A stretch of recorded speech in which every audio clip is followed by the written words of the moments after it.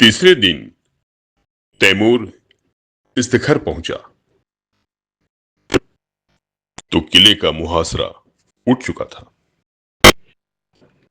किले की तोपों ने उसका स्वागत किया। हबीब ने समझा तैमूर ईसाइयों को सजा देने आ रहा है। ईसाइयों के हाथ पांव फूले हुए थे, मगर हबीब मुकाबले के लिए तैयार था। ईसाइयों के स्वत्व की रक्षा में यदि उसकी जान भी जाए तो कोई गम नहीं। इस मुआमले पर किसी तरह का समझौता नहीं हो सकता। तैमूर अगर तलवार से काम लेना चाहता है तो उसका जवाब तलवार से दिया जाएगा। मगर यह क्या बात है? शाही फौज सफेद झंडे दिखा रही है। तैमूर लड़ने नहीं सुलह करने आया है। उसका स्वागत दूसरी तरह का होना। ईसाई सरदारों को साथ लिए हबीब किले के बाहर निकला। तैमूर अकेला घोड़े पर सवार चला आ रहा था। हबीब घोड़े से उतरकर आदाब बजा लाया।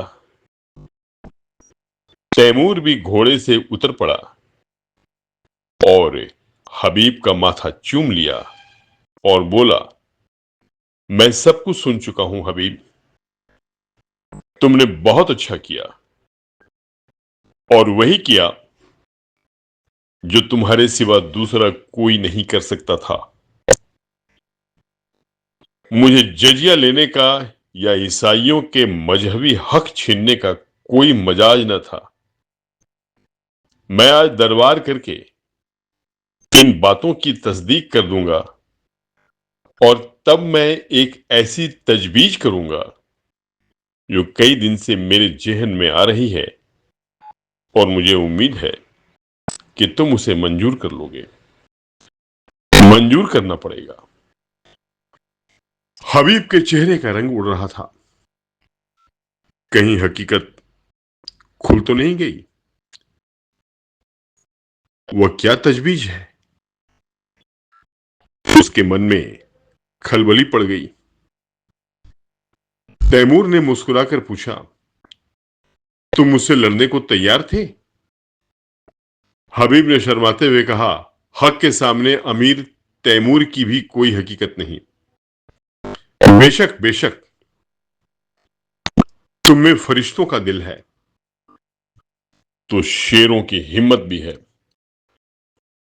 लेकिन अफसोस यही है कि तुमने गुमान ही क्यों किया कि तैमूर तुम्हारे फैसले को मनसूख कर सकता है। यह तुम्हारी जात है जिसने मुझे बतलाया है कि सल्तनत किसी आदमी की जायदाद नहीं बल्कि एक ऐसा दरख्त है जिसकी हर एक शाख और पत्ती एक सी खुराक पाती है। दोनों किले में दाखिल हुए। सूरज डूब चुका था। आन की आन में दरबार लग गया और उसमें तैमूर ने ईसाइयों के धार्मिक अधिकारों को स्वीकार किया। चारों तरफ से आवाज आई, खुदा हमारे शहंशाह की उम्र दराज करे। तैमूर ने उसी सिलसिले में कहा, दोस्तों, मैं इस दुआ का हकदार नहीं हूं। जो चीज मैंने आपसे जबरन छीन ली थी उसे आपको वापस देकर मैं दुआ का काम नहीं कर रहा हूं। इससे कहीं ज्यादा मुनासिब यह है कि आप मुझे लानत दें कि मैंने इतने दिनों तक आपके हकों से आपको महरूम रखा। चारों तरफ से आवाज आई, मरहबा मरहबा। दोस्तों, उन हकों के साथ साथ मैं आपकी सल्तनत भी आपको वापस करता हूं, क्योंकि खुदा की निगाह में सभी इंसान बराबर हैं और किसी कौम या शख्स को दूसरी कौम पर हुकूमत करने का अख्तियार नहीं है। आज से आप अपने बादशाह हैं। मुझे उम्मीद है कि आप भी मुस्लिम आबादी को उसके जायज हकों से महरूम न करेंगे।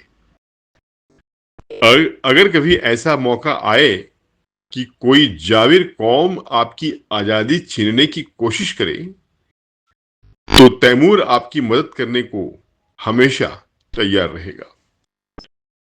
किले में जश्न खत्म हो चुका था। उमरा और हुक्काम रुखसत हो चुके थे। दीवाने खास में सिर्फ तैमूर और हबीब रह गए हैं। हबीब के मुख पर आज स्मित हास्य की वह छटा है जो सदैव गंभीरता के नीचे दबी रहती थी।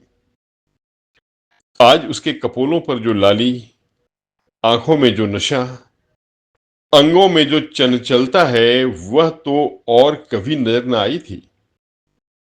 वह कई बार तैमूर से शोखियां कर चुकी है और कई बार हंसी कर चुका है।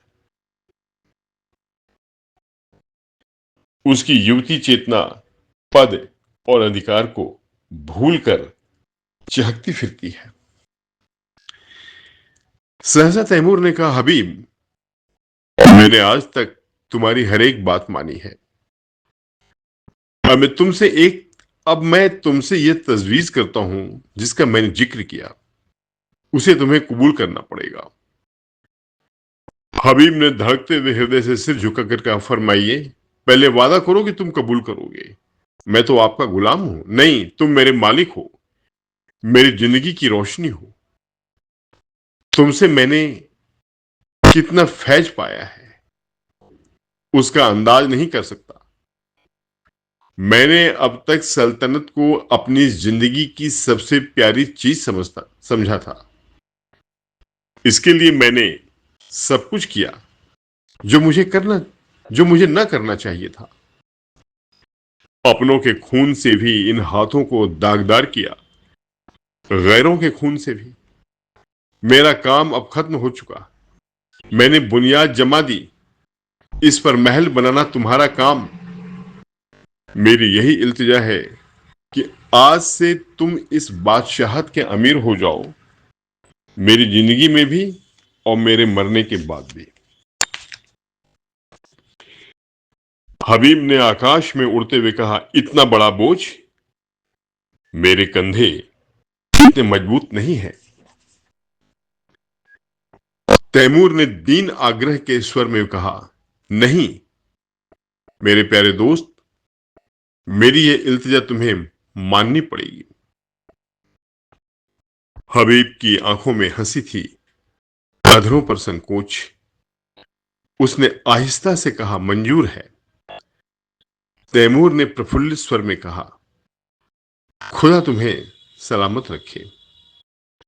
लेकिन अगर आपको मालूम हो जाए कि हबीब एक कच्ची अक्ल की कुंवारी बालिका है, तो वह मेरी बादशाहत के साथ मेरे दिल की रानी भी हो जाएगी। आपको बिल्कुल ताज्जुब नहीं हुआ? मैं जानता था कब से, जब तुमने पहली बार अपनी जालिम आंखों से मुझे देखा। मगर आपने छिपाया खूब। तुम्ही ने तो सिखाया, तुम्ही ने तो सिखाया। शायद मेरे सिवा यहां किसी को यह बात मालूम नहीं। आपने कैसे पहचान लिया? तैमूर ने मतवाली आंखों से देखकर कहा, यह न बताऊंगा। यही हबीब तैमूर की बेगम हामिदा के नाम से मशहूर है।